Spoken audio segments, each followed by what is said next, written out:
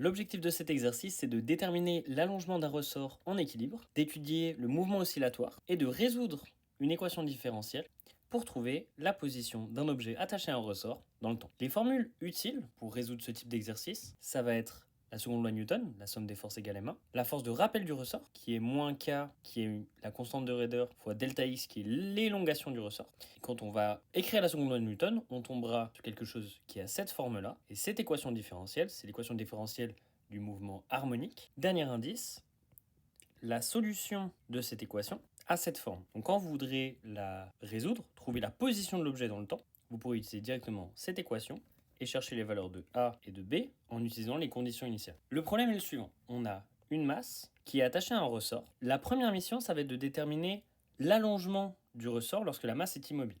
Ensuite, la masse va être à sa position d'équilibre et on va la tirer d'une certaine longueur. On va la relâcher et ensuite, la masse va osciller. L'objectif va être de trouver la position du ressort dans le temps. Je vous laisse mettre pause, essayer de le faire et on se voit tout de suite pour la correction. Alors, la première étape, c'est de trouver l'allongement du ressort. Pour ça, on va utiliser la somme des forces est égale à la masse fois l'accélération, la seconde loi de Newton, et les forces en question vont être le poids et la force de rappel du ressort, la force élastique. Cette partie, c'est l'élongation du ressort, c'est la différence entre sa longueur à vide, L0, et sa longueur actuelle.